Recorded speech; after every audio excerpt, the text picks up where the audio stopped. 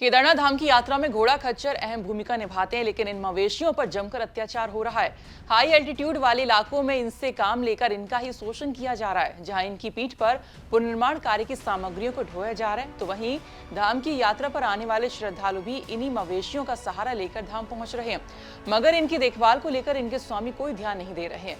केदारनाथ यात्रा मार्ग पर संचालित हो रहे घोड़े खच्चरों के शरीर पर गहरे गहरे जख्म इनकी बेबसी को बयां कर रहे हैं। ऐसे में प्रशासन को मुस्तैदी के साथ इन संचालकों के विरुद्ध कड़ी से कड़ी कार्रवाई करने की जरूरत है। आपको बता दें कि केदारनाथ आपदा के बाद से धाम में पुनर्निर्माण के कार्य जोरों पर चल रहे हैं, जबकि केदारनाथ यात्रा भी अपने परवान पर चल रही है। यात्रा में घोड़े खच्चर अपनी विशेष भूमिका अदा करते हैं, तो वहीं पुनर्निर्माण कार्यों में भी जमकर सरकार और शासन प्रशासन का साथ दे रहे हैं।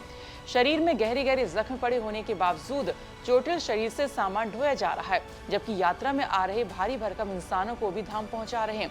घोड़ा खच्चर स्वामी पैसे कमाने के चक्कर में इन मवेशियों को बेदर्दी से इनका इस्तेमाल करते हैं, जबकि पुनर्निर्माण कार्यों में लगे घोड़े खच्चरों के स्वामी भी इनसे अधिक भार ढो रहे हैं।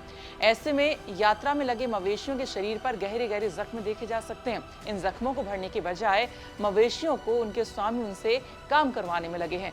इतना सब होने के बावजूद भी घोड़ा खच्चर संचालक के विरुद्ध कोई कठोर कार्रवाई नहीं हो पा रही है। यात्रा मार्ग में तैनात टीमें भी सिर्फ चालान काटने तक सीमित रह गई हैं। आपको बता दें कि कुछ दिन पहले एक याचिका में सुनवाई पर उत्तराखंड हाईकोर्ट ने कहा था कि अब चार धाम में घोड़े और खच्चरों से रात में काम नहीं करवाया जाएगा और जरूरत से ज्यादा भार उनके ऊपर नहीं लादा जाएगा। घोड़े और खच्चर एक दिन में एक ही चक्कर लगाएंगे।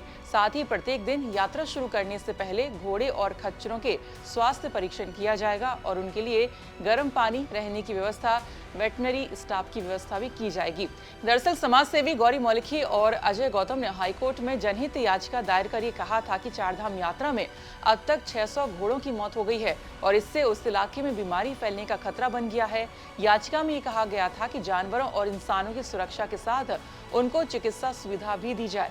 याचिका में उन्होंने कहा था कि चारधाम यात्रा में भीड़ लगातार बढ़ती जा रही है, जिससे जानवरों और इंसानों के भोजन और रहने की समस्या आ रही है। कोर्ट से मांग की गई कि यात्रा में कैरिंग कैपेसिटी के हिसाब से ही श्रद्धालुओं, घोड़ों और खच्चरों को भेजा जाए, उतने ही लोगों को अनुमति दी जाए, जिससे लोगों को खाने पीने और रहने की सुविधा मिल सके, जानवरों पर अत्याचार ना किया जाए।